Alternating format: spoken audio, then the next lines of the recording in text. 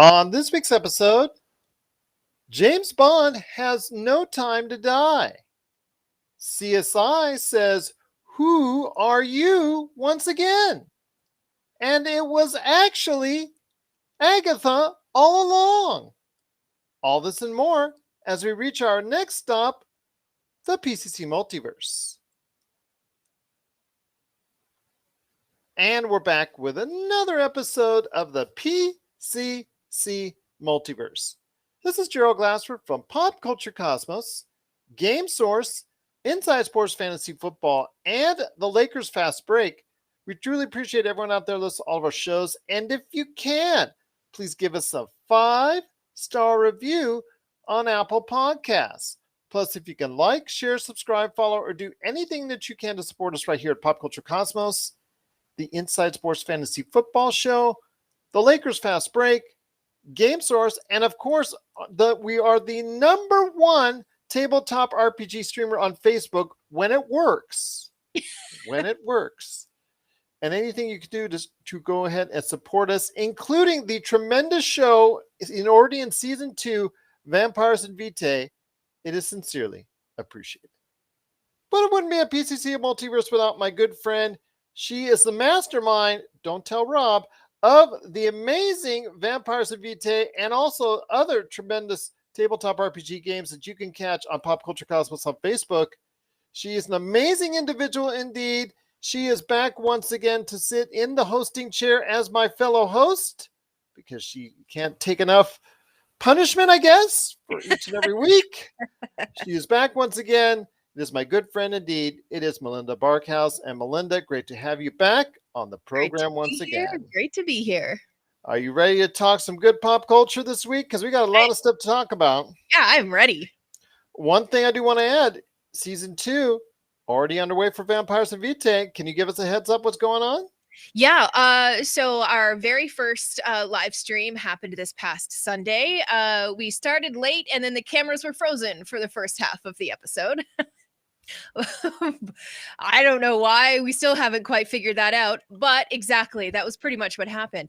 But when we went to the break, I accidentally tripped a button on my,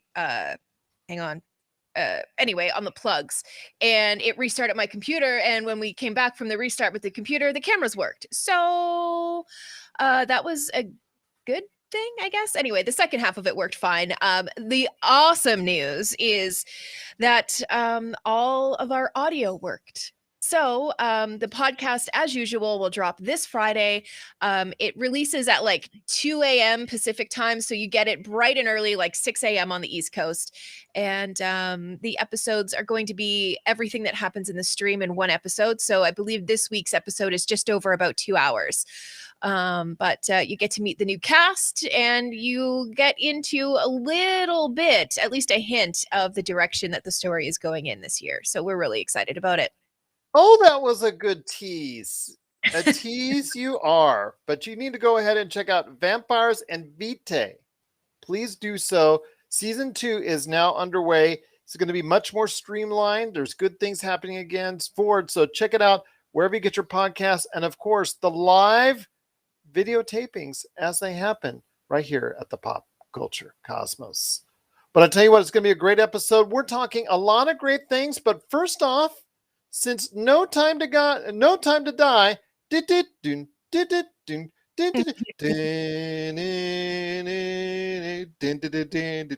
that's amazing. Is it just you doing that intros the movie? That's incredible. Would be, then I would love it, because then I wouldn't have to worry about what I'm having for lunch each and every day with all the cash I have. True story, right? Yes, true story. No, I'm kidding about that. But it is James Bond's No Time to Die, hitting U.S. theaters this weekend after doing an amazing job of getting a lot of money around the world, but not as much as the Battle of. There's a movie in China that I've mentioned on the previous show that did even better than that. So still over $120 million worldwide so far at the box office, and it's going to get a lot more this weekend in the U.S. We're not sure how much. We still think it's going to do very well because this is Daniel Craig's last time around. And in honor of that, I brought on a guest that's coming on later in the show. It's going to be Steve Rubin, the author of the James Bond Movie Encyclopedia. He's going to stop by to talk James Bond with me. It's one of my favorite subjects. I've watched the entire list of movies, and I'm just so excited to see No Time to Die. So we'll be talking about that. Plus, Melinda will have some thoughts on 007 here in a sec. Also, as well, we're going to be talking about some great things, including What If Episode 9, the finale for the season. We'll talk a little bit about that. And a big surprise came today, courtesy of Variety, getting exclusive on a new Marvel series that's coming. Is it what we wanted out of WandaVision, or is it something different? We'll talk about that coming up as well. Also, we're going to be talking about some great things, including Josh and I on our oh man, I'm just really flabbergasted today. Josh and I on our Pop Culture Cosmos show on Monday mentioned a whole bunch of musicals coming out for the rest of the year, and also what has taken place during the course of the year. But we missed one that's coming to Netflix. So we'll talk about Tick, Tick, Boom coming up later in the program. Also as well, Far Cry 6 and Metroid Dread, they are hitting. And in fact, if you have a Nintendo Switch and Xbox Series X, Xbox One, PlayStation 4, or PlayStation 5, you've got it or can get it in your hands right now, because Far Cry 6 and Metroid Dread are both out and about in the wild. So we'll talk about the advanced reviews and thoughts on that coming up here at the end of the show as well.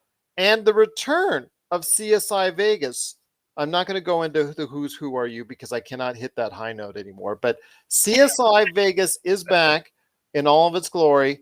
How much of it's actually filmed here, it's always up for debate. It's always funny because you see little bits here filmed here, and then most of it's filmed otherwise. That's a big discussion I had with my daughter. But CSI Vegas is here. It's now live. It's now being a part of the CBS schedule for 10 weeks.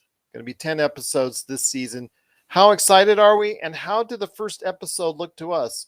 We'll go ahead and talk about that on the back end of the show as well. But first, Melinda, it is James Bond's No Time to Die, which I am extremely looking forward to. Not only the fact that Daniel Craig has just won me over as a James Bond, is one of the best. Just incredible job that he's done. I'm just so excited to see what's going to go on with that.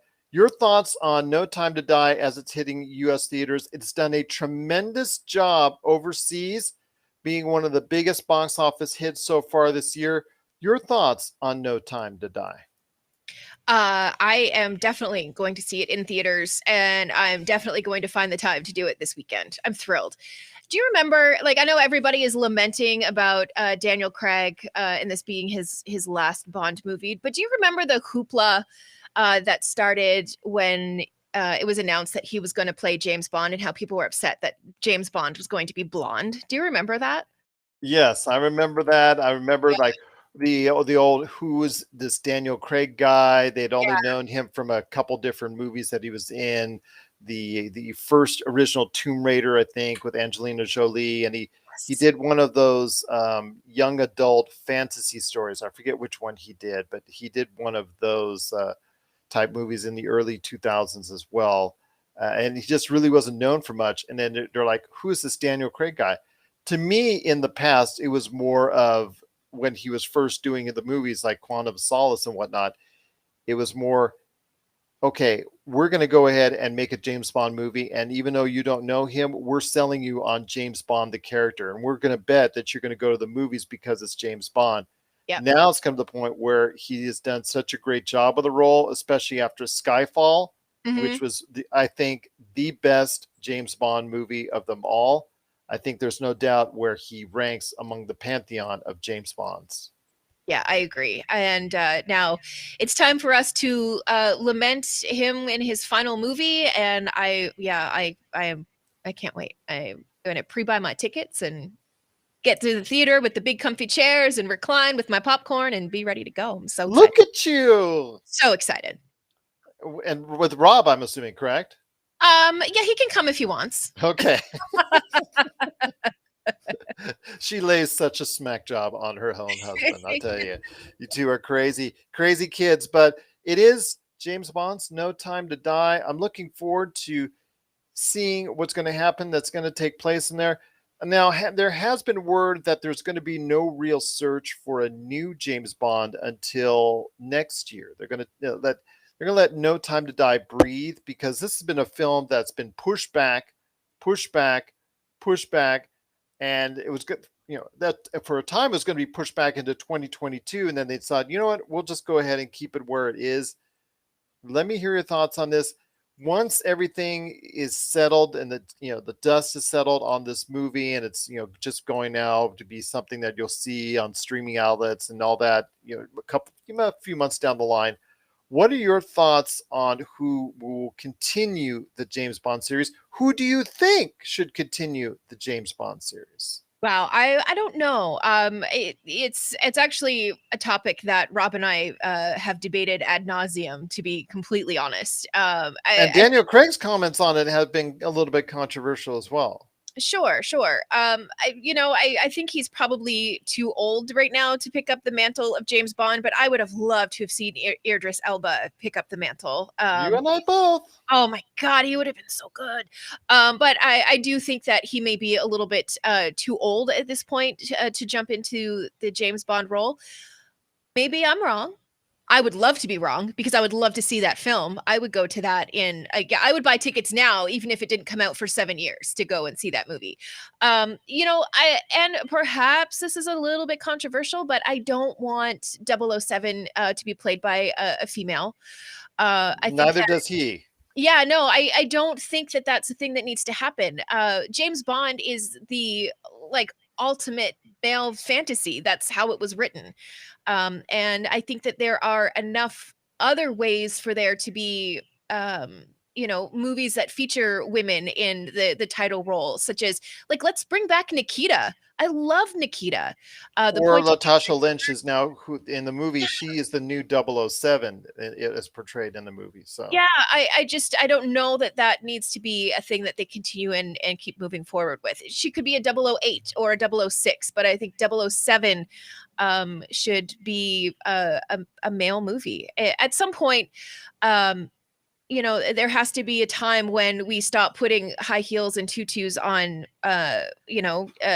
G.I. Joe and expecting everybody to be okay with it. I think there are enough talented women, writers, directors, actors, to be able to come up with our own stories. And I think that that's what we need to do. I don't think that we need to do that coming into 007.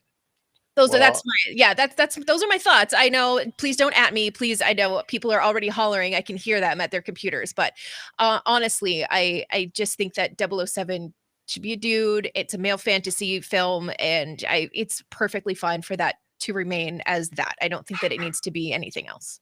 Well, it does, to get to the point where whoever takes up the mantle of James Bond just has to make sure they continue that trend towards a more respectful James Bond towards women, because you've seen I love Sean Connery in the role of James Bond. He'll always be personified as a James Bond, and one of the best, if not the best, James Bonds in many people's opinion.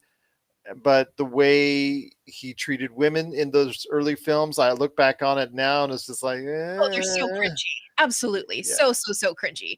But I think that the way that they have used Daniel Craig's 007, when it came to the women in the movies, I thought and felt was more than fair. And I think that continuing to explore the emotional toll that being a super agent with a license to kill would take on somebody carrying the 007 mantle, I think that's the correct way to move forward with Bond. I agree with you that there should be something that's set in stone going forward. If that's you, I mean, it's up to a great part of it is the fan base. That's fine, but ultimately the decision does not even lay with Amazon, who now owns the rights to James Bond. They've only got a 50-50 deal with the Broccoli's, and the Broccoli's are the actually Albert Broccoli, the late Albert Broccoli, is the individual who wrote the James Bond character in the first place, and the heirs of his estate are the ones that are going to be continuing going forward, and ultimately will have the final decision. They had the final decision on Daniel Craig so many years ago. Now it looks like they will have the decision again next year when they start that search. So I think Tom Hiddleston is obviously a good idea as well. I know Loki has been getting a lot of acclaim, and he has that charm and savoir-faire. I thought Idris Elba, I've been saying on this show for many years, is just a natural for the role. I think that there are several actors out there. I wouldn't be mad about Tom Hardy. I think he could pull off 007. Yeah, well, you know about you and Tom Hardy from mean, last week. I mean, What is it? Tom Hardy can be, what was he? Could be picking his nose. I think that was what you said. for 2.5 hours, and I would be in Yeah, fault. Yeah, yeah, that's so what I remember. I do think that he could pull off the whole spy thing. I think so. I think he's a phenomenal actor. I mean, beyond my obvious crush on him, I really do think that he's incredibly talented. So I know that's probably an idea as well. So his name has been tossed and bandied about. I have a feeling ultimately that they'll go the non star. I think they'll have an individual that they'll go that's unknown at this time, or sure. relatively unknown, that's done only a few features, that's only had a few performances. I have a feeling they'll go that way again because it was so successful for them last time. I have a feeling they will not go the quote unquote name actor, simply because, obviously pay is the first thing. Yeah. Because Daniel Craig, from his first movie to his last movie, I'm sure he got a extremely large pay increase. Yeah, that's a nice raise right there. Yeah, especially after Skyfall. Yeah. That was a big hit, tremendous reception, tremendous response, and yeah, I know he got the ka-ching once he made that for the Spectre and now No Time to Die. The latest two roles, I know he probably got paid at a premium for those two roles. I think talk about, as far as that's concerned, that's translated for him to the Knives Out sequels, where he's being paid, reportedly, and that you could take that for whatever's worth, around $100 million for those films, the successive sequels for the Knives Out series. So you can, that's all stemming from his popularity as Bond. That's why he got the role in the first place. So it's a cause and effect there. So I have a feeling they're going to go after some young-ish actor, like late 20s, maybe be my guess, someone that they can build a franchise around again for another 4 or 5 installments and then go from there. I have a feeling that that's going to be the case. Yeah, I feel like it for a new series of Bond films, you probably shouldn't go past like early 30s in terms of age. Because when you think about it, let's say 10 years, let's just pretend in a perfect world we get a new Bond movie every 2 years. Let's say they do 5 of them, that puts them in their early 40s. And I think that's a good time for that Bond iteration to give way to, again, a new player. Well, Daniel Craig is in his late 40s, and this will be his 5th. Yeah. And then we have seen Roger Moore. He played the role until, I know. Absolutely. Little later in life. And then Sean Connery returned to the role later in life in the unauthorized James Bond movie. We'll just say that if you've seen that one.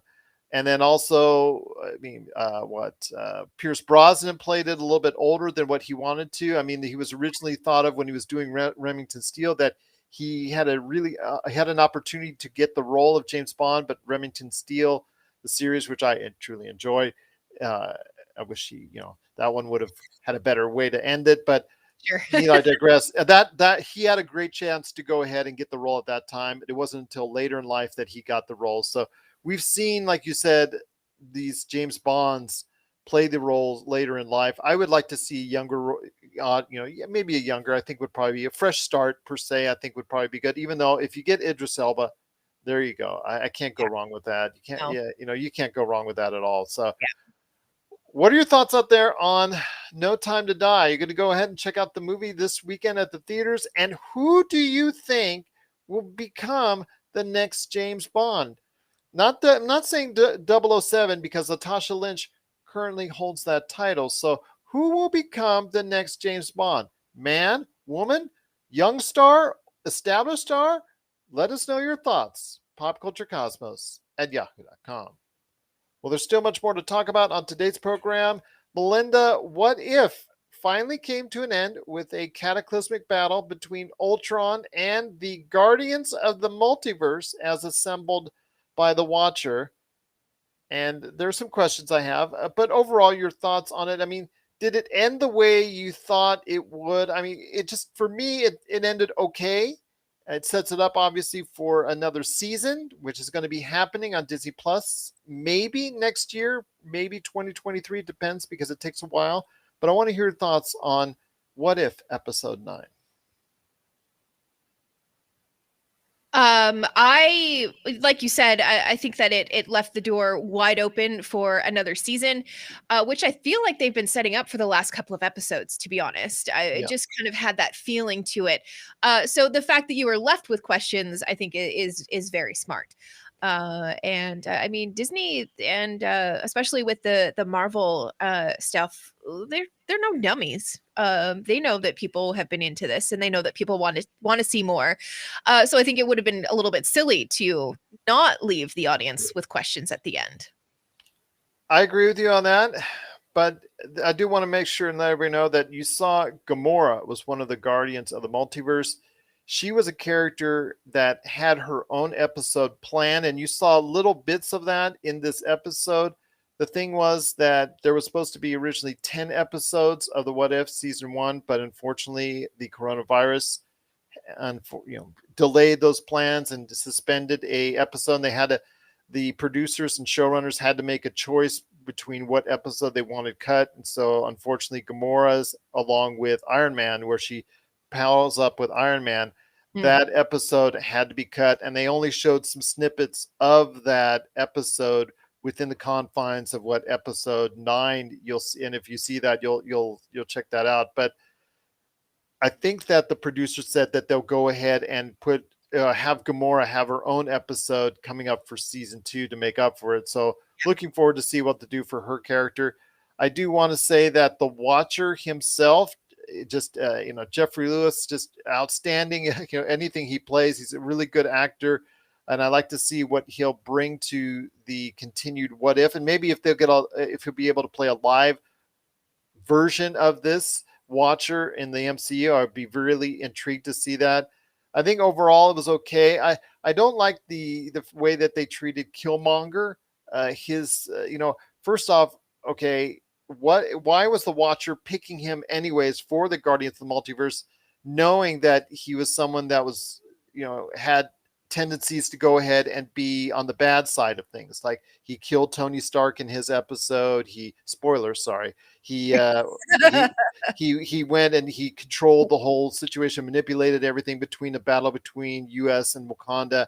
And to go ahead and say, okay, I'm going to choose you to become one of the Guardians of the Multiverse. I thought that was kind of, why did that take place? Because in the ultimate battle between the Guardians of the Multiverse and Ultron, there wasn't really much of a sighting of Killmonger. It wasn't until after the end where he tried to claim all the Infinity Stones for himself that it became apparent that he wasn't going to be working for the Guardians in the first place. So I kind of questioned that, but otherwise, I thought it was just basically your run-of-the-mill Marvel ending, which seemingly will hopefully set it up for season 2. But yeah, right now all signs point towards the season 2. But again, to close it out for your end, what were your final thoughts on What If when you got a chance to check it out? I've been saying it all along. I've enjoyed it. I enjoy another take on the things that we have known. Would you like to see a season 2? I'd love to see a season 2. Absolutely. And it would be really interesting, I think. And Lord knows I don't know how to write a story, so forgive me. But I would love to see, a little bit of like maybe a recruitment kind of situation where they bring in maybe some of the secondary Marvel characters into the What If universe. I don't know. I'm here for it. I'm excited for season 2. I'm thrilled that there's going to be a season 2, and I just thought it was a lot of fun to watch. Do you have a favorite episode?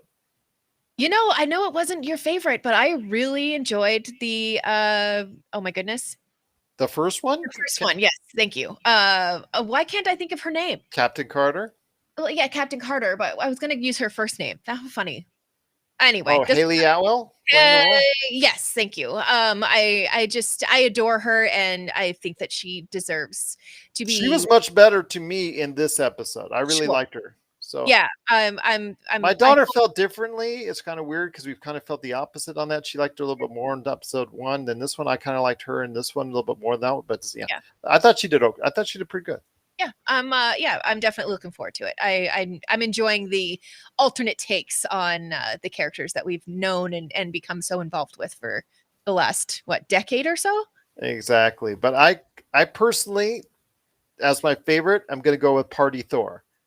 Party Thor is my favorite. Yes. And the way he interacted in this latest episode as a remembrance of that, as he gave his battle cry, Vegas, Vegas, he shouted first time. And then the second time he went off against Ultron, he shouted Viva Las Vegas before trying to go and hit him with thunder and all of his hammers and all that. That was helped out by Doctor Strange. And it was kind of funny, just the references to Vegas. It's Vegas all over the place this week for pop culture. But, Oh yeah. it's just, it was just a lot of fun for me as a whole to watch. The zombie episode I thought was kind of a different niche. I'm curious to see where they'll go for season 2. I have a much better opinion on it, as I've said ad nauseum in the past couple of weeks, almost apologizing to everyone out there and Marvel and all that for saying that this wasn't worth your time in the first place. But now I say, after watching it, it definitely is worth your time. It's definitely something that's going to be very intriguing how they're going to incorporate that into the live action multiverse as far as it's concerned. So I'm very curious to see how the Marvel Cinematic Multiverse will be added on with all the stuff that's going on with What If. I want to see how much they'll sprinkle into that concept. So we'll see how that plays out. But Melinda, it's just been a great time watching it. I look forward to it. And to me, I think the next step is to do what Star Wars has just done on Disney Plus with Star Wars Visions, with the anime, and getting Yes. the 9 different anime creators, just legendary anime creators, to go ahead and create their own stories. And if people have not checked out Star Wars Visions, I highly recommend it. I would love to see a Marvel Visions. I know they played and tossed around with anime before, as Josh has told me, but I really like the thought if they could go ahead and refresh that again and just provide a different look. Sure. Yeah. Yeah. I want to say it's roto animation, but I'm almost positive that I have that term a little bit wrong. But I really enjoy the look, the stylistics of how What If looked. I liked it, that style of animation. I enjoyed it.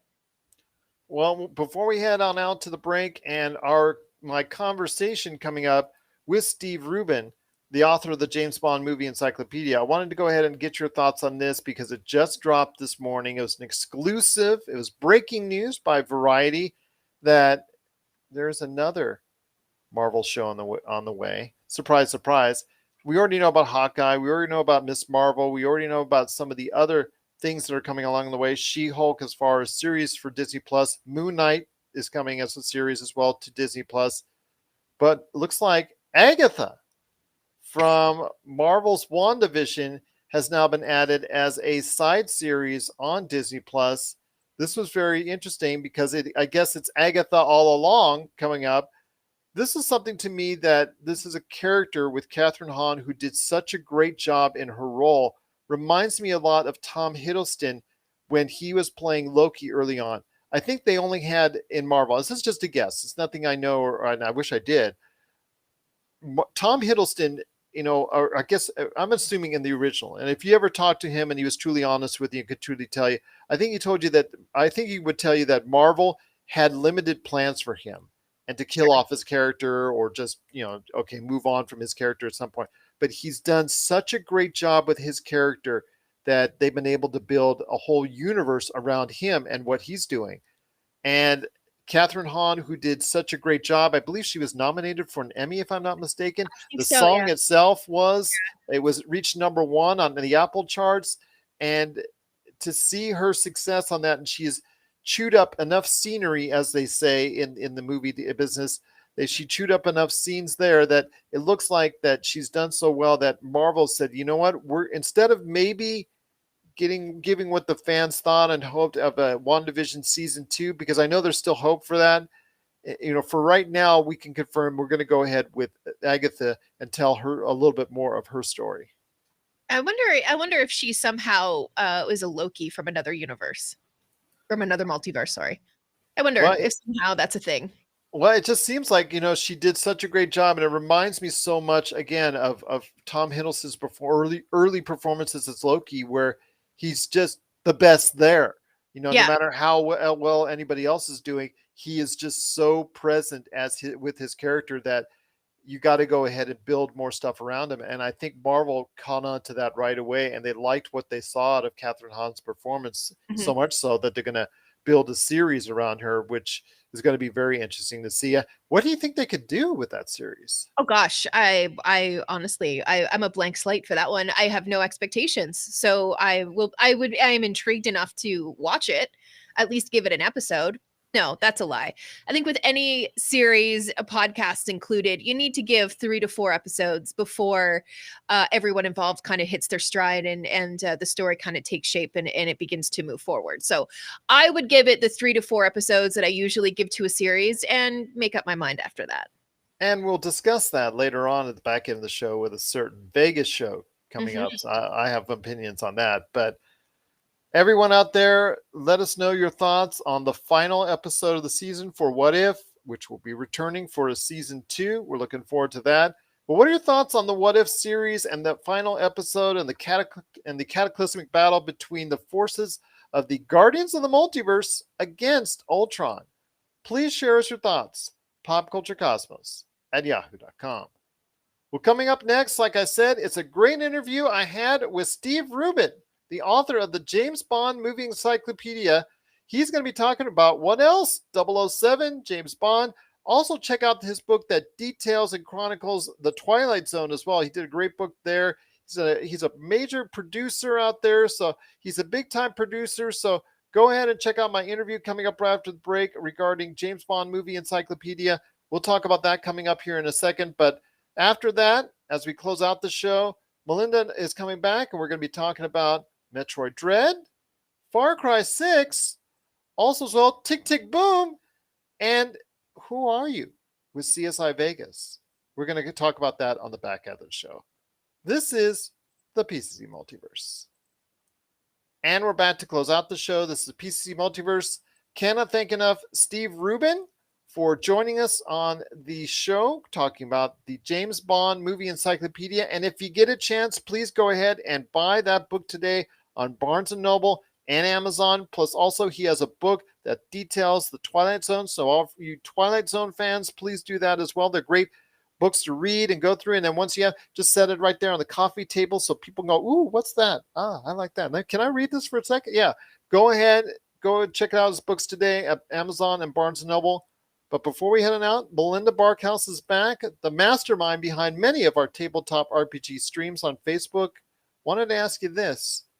Tick Tick Boom, something I forgot about.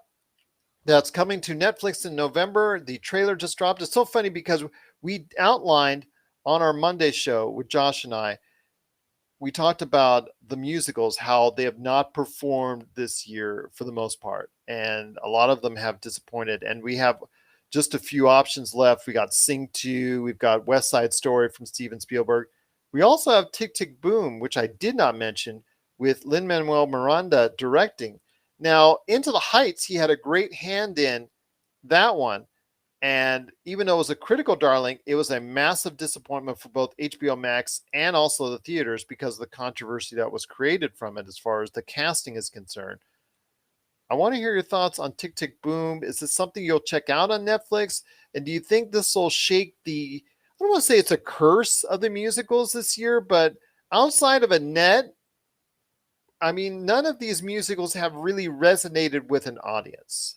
Yeah, I think that I don't know that with the climate of today that watching people burst into songs is what people are necessarily for. Right. Yeah. I mean, you can't stop what's happening right now by singing a song. And I think that maybe feels disingenuous to people when they're sitting down to watch a movie. Maybe it comes across that way.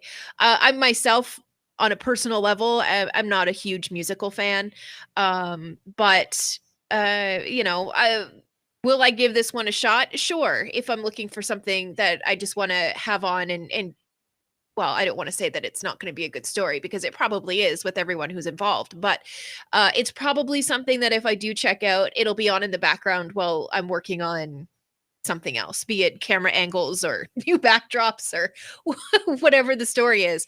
Yeah, I'm just not personally a big musical fan, and this one doesn't seem like it's going to offer anything different than what the other ones so far this year have done. What is it? What if the Squid Game was a musical? I no. No. Okay, fair enough. That Fair would enough. actually, you know what? That might have made it even more brutal, perhaps, to watch. I don't know. Yes, this Yeah. in many different ways, but the Yeah. Squid Game, it is the most popular show on Netflix, and Yeah. it's doing a great job. People are all talking about it. It's so funny that they put someone's real life phone number in there, and he's been getting Oh, up to 4,000 calls a day. That's ridiculous. So now Netflix had to edit that part out so that phone number no longer appears when you watch the Squid Game. And if yeah. you don't, they've got, I guess there's some trick as far as the closed captioning. If you do the regular closed captioning translation to English, that doesn't make the Squid Game, it doesn't help you to fully understand the Squid Game and the concept of it. Okay. So that you got to do something alternative to, you just check out the stuff online in regards to Squid Game before you watch it so you can fully get it. But it's still something that's fascinating, the culture out there. But yeah, when in regards to Tick Tick Boom, I think just by the fact it's going to appear on Netflix with 200 million subscribers, it's going to get every opportunity to succeed. How Yes. well it does is a different story. I know that again, this has been a year of the musicals, and it's not been the year of the musicals because it's been the year that all these musicals have come out to the movie theaters or to the video screens, and it's the fact that virtually all of them have fallen flat. I mean, Annette has got a nice cult audience. It's gotten a lot of great praise, but it's such a weird and different musical, and I'll just leave it at that because I have seen it. I'll just leave it at that. It's not for everyone, but it is. If you really are into something different, it's something for you. I'll just say that. And of course, Into the Heights, you had the problems there. But I'm thinking if a Lin-Manuel Miranda directed musical on Netflix doesn't work, and a Steven Spielberg in December movie musical doesn't work, then I think there's real problems for the musical concept in any form or fashion other than a Broadway stage. Yeah, I agree. And maybe Cats is to blame. That was a sour taste on everyone's It mouth there. sure was. Yeah. So maybe people aren't as willing to give the musical a chance after that. I don't know. It's gonna have to be something to I mean, wash that taste you out of made my mouth. Dame Judy Dench look bad. I mean, Idris Elba. yeah. Oh no. Uh, Yeah, so bad. so bad indeed. But what are your thoughts out there on Tick Tick Boom? That's coming to Netflix in November. Is this going to be finally the musical that everyone's going to be seeing? This is going to have that opportunity on Netflix, and Netflix is going to push it. So let us know. As Rogers saying, there are no Rogers and Hammerstein anymore. Well, yes, that's true, but unfortunately, there's also not enough people watching musicals. So we want to hear your thoughts out there. Is there any movie, musical, TV, or on the theaters that's going to be resonating with you that'll make you go and watch it? Share us your thoughts. popculturecosmos@yahoo.com. Well, before we head on out, a couple last items. Far Cry 6 and Metroid Dread, a long-standing IP franchise which has its cult audience, has an audience that just has been clamoring for a new Metroid game. We'll start with there first, then we'll talk about the Giancarlo Esposito show right after that. I want to ask you this: when it comes to Metroid, that's now available, Metroid Dread on Nintendo Switch. This is something a lot of people have been clamoring for as far as a continuation of Samus and her story in the Metroid realm. I mean, what are your thoughts on it? Do you think this is going to be something that's finally going to give Metroid a big hit on a Nintendo platform? Because that's always been the thing. It's always done okay, but never been one of the marquee franchises for Nintendo that Nintendo's really wanted to get behind. Because you always see them do a new Mario. You always see them do a new Zelda. But you never see them, or just, you see them reluctant to go ahead and produce a new Metroid. Yeah, was it 18 years ago? Yeah. or something. The first one came out. Um, And then the last really major one was on the Wii. yeah, I mean, is this a case of we didn't ask for a sequel? I don't know. Well, a lot of Um, people have been. I mean, there have been people who've been asking for it. They have their. It has this niche audience that have been sure, clamoring for an extension of that franchise. It's just not been large enough to go ahead and for Nintendo to say, you know what, we're automatically going to do it. They'll get around to it.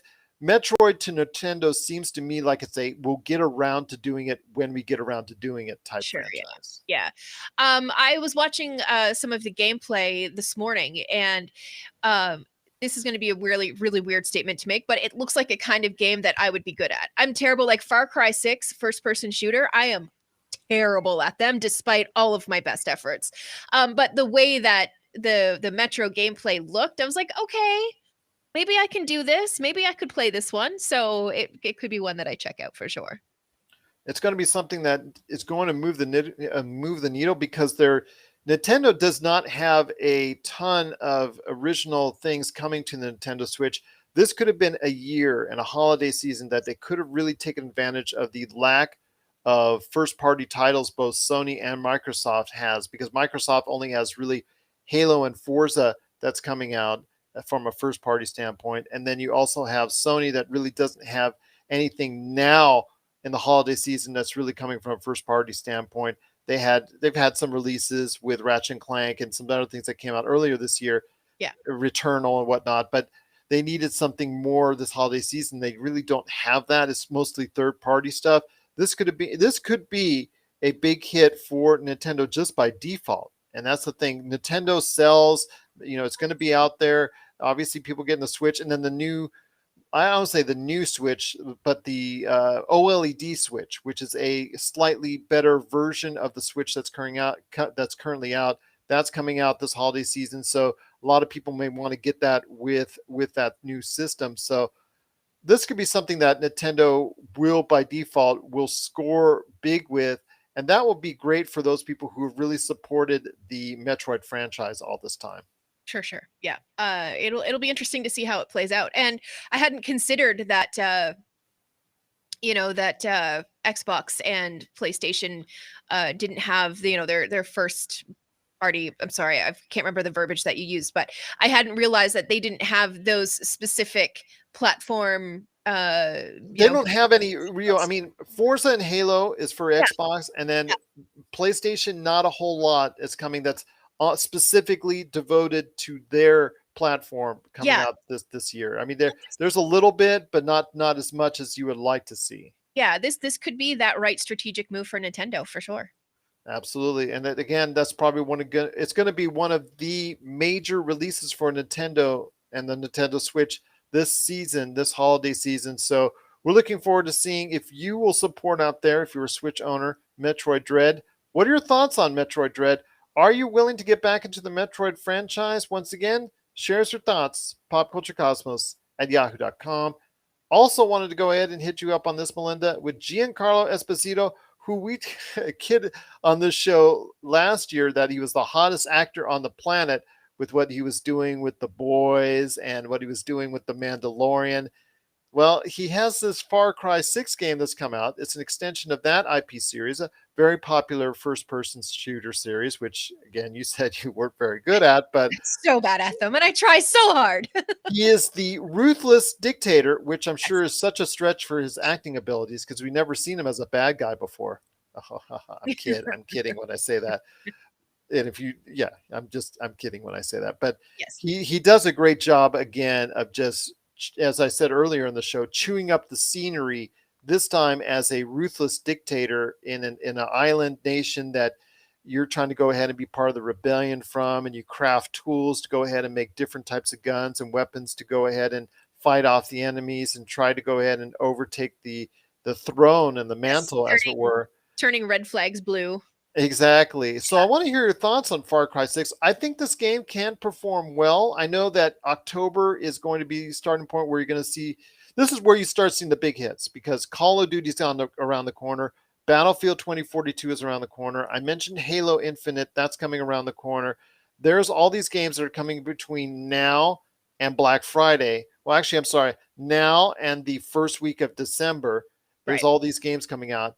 This is one of the first major releases outside of FIFA 22 that has come out within the past few days. And of course, I mentioned Metroid Dread. But your thoughts on Far Cry 6, if this is something that I know you said you weren't good at, but Mhm. how does it look to you? This is something that can really resonate with an audience? Yeah, I think so. And from the things that I watched and the things that I know about the Far Cry series, I know that there have been some issues in the game, and while they seem from what I've watched to have fixed those in Far Cry 6, there's different issues that crop up, and it has to do with like your inventory and stuff like that. So I will it be perfect? I don't know that any video game truly is Not absolutely these days. perfect. They Yeah. all come out with bugs. Yeah, there's always something, right? So, luckily I don't think it's going to be as tough as the Cyberpunk release was. Um wow. But no, I would feel comfortable picking up this game and giving it a shot. Yeah. There you go. And again, if people want another amazing performance by Giancarlo Esposito, one can only need to turn to Far Cry 6. It is the latest first person shooter game. It's come out, Ubisoft's latest release, and it's something that I think a lot of people are really going to get into. But we want to hear your thoughts on that game as well. If you have thoughts on Metroid Dread and Far Cry 6, please share it with us, popculturecosmos@yahoo.com, or Pop Culture Cosmo on Twitter, or any one number of our Pop Culture Cosmos social media sites, including Facebook, where we are the #1 tabletop RPG streamer. You'll be seeing action there pretty much the entire week, so please check that out indeed. But Melinda, it's been a great episode. I cannot thank you enough as always for stopping by. But before we head on out, I can see I so want to do the theme song. Who are you? I know. I am so excited to see Jim Brass and Gil Grissom back on my TV. You don't even understand. And here's the worst part, Gerald. I forgot that last night was the premiere because I was editing the podcast for Vampires and Vitae last night until like the wee hours of the morning. I completely spaced on it last night. So I've got to go in and I've got to find a way to watch it. Shame on you, because I know. I did watch it. And I will say this, it has its flaws. Sure. They do different things than what the original series did as far as character building. I mean, they tried to do a lot with these new characters right away that they don't need to do. I mean, the old series, they did character building and relationship building over the course of seasons. Here they Yeah. try to do it within the span of one episode and within Right. sentences. It's just like, okay, let's just focus on the case. There was an unnecessary side case that was brought up and solved within a matter of 10 minutes over the course of the episode that you just didn't need. Let's just Right. focus on the here and now. Sure. Jim Brass, it's going to be unfortunate that we will not see him in more episodes. We're only going to see him, I think, probably occasionally. Sure. Yeah. When you see the episode, you'll understand why. But he Mhm. did not die. I will Mhm. say that. Okay, he did not die. Spoilers on that one. So, but Jim Brass still lives. And the thing, though, is that why do I still want to continue this series? Because I watched so much of the original series. It was at one time the #1 show in the entire world Sure as was. far as I through was syndication. obsessed with this show. I was obsessed with it. It was unhealthy. When the story itself focuses on the main part of what's going on, even though there was a very curious thing, and when you watch it, please DM me on this, Belinda, as far I as will. the Fremont Street experience scene. That's all I'll Oh, say. okay. There were scenes that were actually shot on Fremont Street experience. There's no way they could have done this out of a studio in LA like they do most of their stuff. Sure. And I want you to please DM me on that and tell me what you think is Okay. wrong with that scene. You And know, I because have we're locals.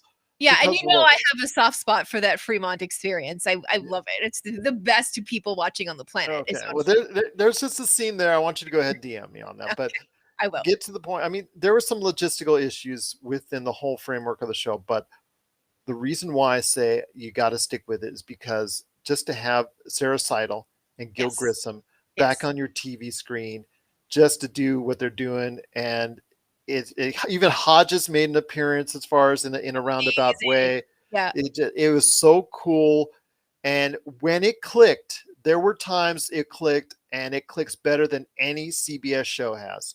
I've Amazing. not been the biggest fan of CBS shows. I think they're formulaic.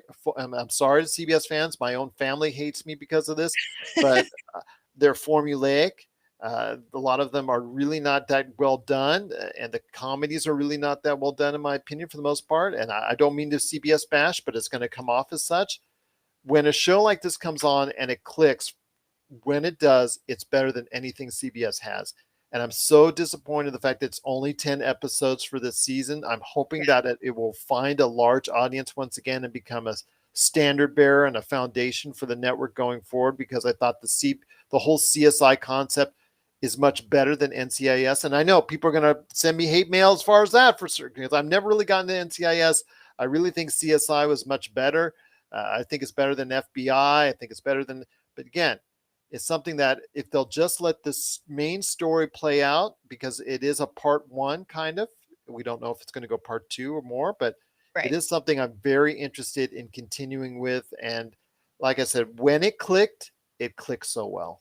Yeah, I wonder if part of the reason why some of those character developments and relationship developments were so rushed was because it's only 10 episodes. Maybe that's why, but I'm hoping that they'll get the opportunity to go ahead and get an extension on that as far as another season, perhaps. But I know that William Peterson did fall ill during the course of shooting. I think we mentioned that a few weeks ago. So I'm hoping he is going to be well enough to continue the series, because really it does click when he's in there, even though he's not in there very much in this first episode. Yeah. He does make a presence. And again, it is something I'm so excited to still continue. Even with all the stuff that's going on, even with all the flaws, it is still something that I saw my way through the flaws to see what was clicking so well. And I'm looking forward to continuing that series. And again, I haven't said that about a CBS series in quite a long time. Well, it's hard to see CSI with Gil Grissom and be mad about it. I'd love to see them go off again, start CSI Vegas, then do CSI San Diego, because they talk about San Diego a lot, and San Diego was actually where Grissom and Sarah Seidel were in the first place. And I know Nick was actually sent to San Diego. If you saw the last episodes of the original series, he went to San Diego. So picking up a CSI San Diego, would love to see that. I mean, I would love to see a whole series of CSI shows once again. I know that, for a while, CSI was the top of the heap and the king of the mountain, but I'd love to see them get back on top again. Yeah, for sure. Oh, wait, CSI, what was it? CSI Miami? CSI Miami, and then they had CSI, yes, David Chris. Yes. I know you killed him. Sorry, I had to. I'm sorry. I apologize. I know you killed him. Got to do the David Chris. I know you killed him, and I know why. So good. And then you had Gary Sinise and CSI New York. Yeah, that was a solid show. So again, it is CSI Vegas. I'm looking forward to great success, returning some of the beloved characters and creating some new ones. We'll go ahead and check that out. But if you are interested in becoming a member of the CSI fan club once again, what are your thoughts on CSI Vegas? Who are you? Are you going to go ahead and check out the latest episodes from CSI Vegas as it once again returns to CBS television? Please let us know your thoughts. popculturecosmos@yahoo.com. Well, Melinda, it's been a great episode. I cannot thank you as always for joining us. Always a pleasure. As the fellow host, the hostess of the show, the hostess with the mostest. Any last thoughts on the way out? Watch CSI. Let's bring that show back. We deserve that show. That is the show we deserve. Yes, I agree. I agree wholeheartedly. And again, who are you? I'm hoping you are someone that's going to help CSI Vegas be on full time next season. So for Melinda Barkhouse, this is Gerald Glassford. It's another beautiful day in paradise right here in the PCC Multiverse. We thank you for listening. And here's hoping you have yourself a great